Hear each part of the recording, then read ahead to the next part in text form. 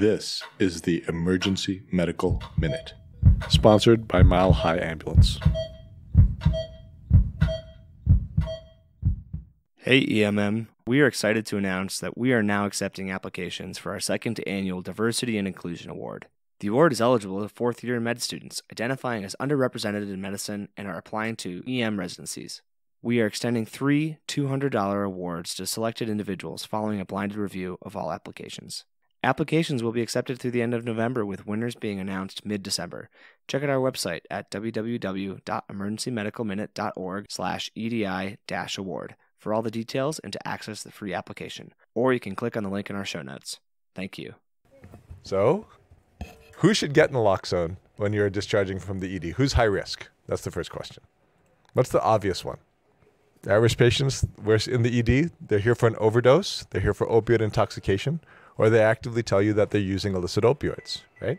So those are the ones that I think we're really, really good at picking out and saying this person should go home with naloxone. The people that we often miss from our data are people who are on chronic opioid therapy or who are on benzos.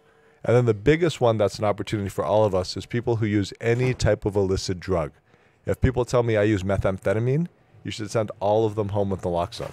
So why should you send people who use methamphetamine home with naloxone? Because it's laced, great. So there's a lot of laced fentanyl right now. Laced fentanyl's in all the drug supplies, so that's another reason. But then the other thing is that those are the first responders. People who use drugs often use drugs together. Your patients who might smoke methamphetamine, but not like the way that fentanyl makes them feel, if they have naloxone, they're oftentimes in position to actually intervene and save someone who might be overdosing. So what do you say to someone, though, when you're giving them naloxone? First of all, I just want to give everyone a reminder.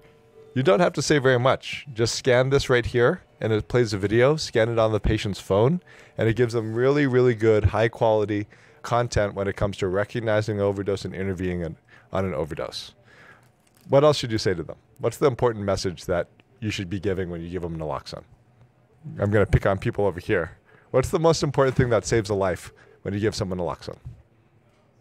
Call 911 is great, but naloxone actually, when you look at mortality data, it has a small change in people's mortality over time, right? So it saves a life today, but if they continue to use, oftentimes that patient's going to have another subsequent overdose.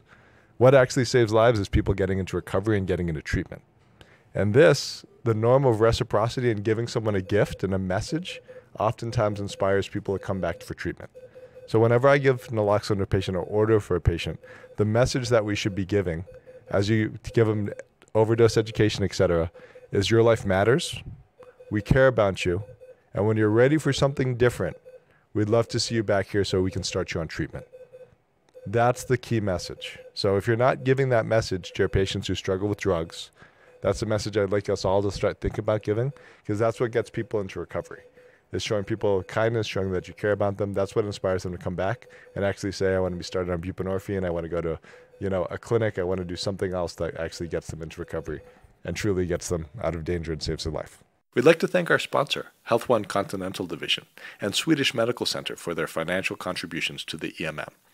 Donations from them and listeners like you make it possible for us to fulfill our mission of producing and spreading free medical education to the masses.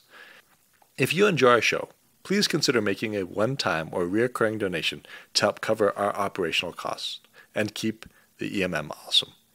Click on the link in our show notes to make a donation. Thank you for listening.